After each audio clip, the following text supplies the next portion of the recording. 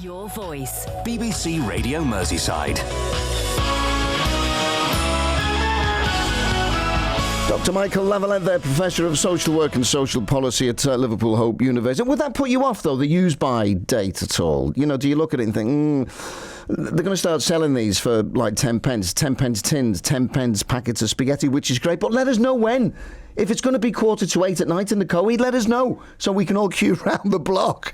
It's great if you've got somebody who works in the supermarket, you know, somebody who works in the Asda or whatever. They're putting the yellow Whoops labels on now. Get your backside round here quick. Anyway, right, let's move on. There's an independent filmmaker. He's in Cheshire. He's seen his chances of hitting the big time boosted by crowdfunding appeal. This is the way a lot of people get together and they invest, a small amount of money, and if it goes big time, you get a good return on it. Michael D is in the process of filming Morbid. It's a comedy. It's called Morbid, but it's set in the world of undertaking in and around the town of Ellesmere Port. Now, his appeal has raised $3,000, and that's enabled a script to be put together. It's been locked away for a decade, apparently, this script. Finally seen the light of day. Jessica Robbins went to meet Michael, and some of the cast, they were out on location. It's a Volvo. Estate. My mistake, Dave. I do apologise. It's a Volvo. Estate. What use is this? Well, from a distance, it looks like a hearse. What distance? Jupiter? Because up close it looks like a Volvo. Sorry, a Volvo estate. My name is Michael D and I'm an independent filmmaker, and we are actually sitting in my hearse, which is being used for the production of Morbid, and we're at Houghton Park Trust. I wrote Morbid back when I was 19 in 2007, and it was a script that sat in the attic for 10 years. This whole year I've just put everything into this production, and I'm just hoping and praying that it gets seen by the right people and it does become a sitcom that the country can get behind. And so the hearse that we're sat in was obviously a big part of this for you. You needed to source this. There's a coffin in the back as well. It's all very authentic. Yeah, there is, yeah. Luckily, nothing in it. Where did you get this from? I was looking on eBay and I just came across this hearse. It was a Vauxhall Amiga, and obviously everyone from Ellesmere Port knows that Vauxhall plays a massive part in the area. Jeff Cox at Simply Best Florist, he's kind of given us all the flowers for free. Ian Dallinger, who is a funeral director up in Sitcom, he's offered us his limousine, he's given us the coffin for free, and he's given us embalming equipment if we need it for scenes and stuff.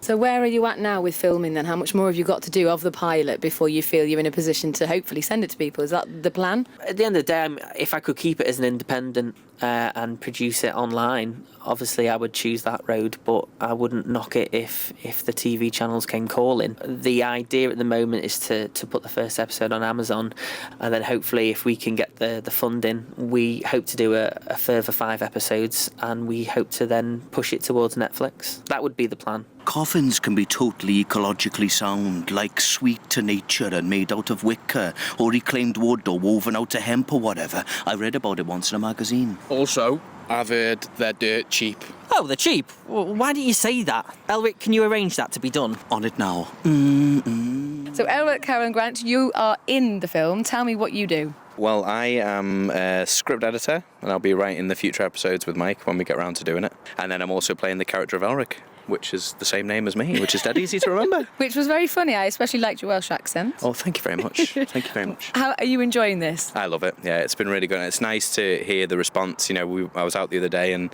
heard people just talking about it in the town centre, and it's just nice to know that it's bringing a lot to the town. It's lovely. And Carol, you are an extra. I am, yeah. You've been roped in. What's it been like for you? It's been brilliant. The whole process is just, a revelation. I have never been involved in anything like this before, and it's just, Mike's a really good friend of mine, and I like to help him in the background, trying to help chivvy everybody along and organise him because he's useless.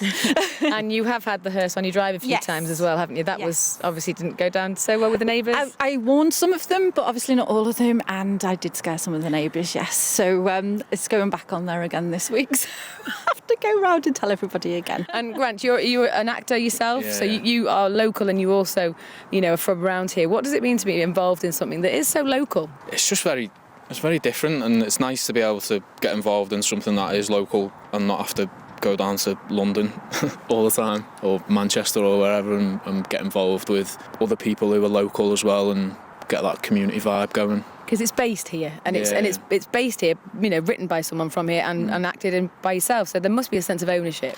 Well, yeah, but I mean, I've known Mike for a long time now as well, so about 10 years now. So it's nice to get involved together and support each other in that way as well. And what are your hopes for this? What do you hope, Albert, that will come out of this? I just hope it gets seen and people enjoy it. That's the whole point. Is that the script is so good, and he wrote it such a long time ago. And he's had it for a long time in his head, and he told me about it years ago. And I was sort of like, it'd be nice for people just to see it and for people to enjoy it and just see places that they know. So they'll just be like, oh God, I went and bought flowers from there the other day, and I think that's what I'd like to see. Yeah. Yeah, good luck to you, man. I mean, it's been done before, isn't it? You know, but maybe it's time for something new. 6 Feet Under from the States. In Loving Memory was that 70s sitcom as well with Thora Hird and Christopher Beanie.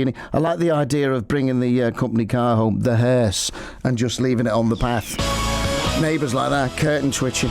28 minutes to 8, let's get the latest BBC News headlines now. Julia Bold. Good morning. A teenage boy's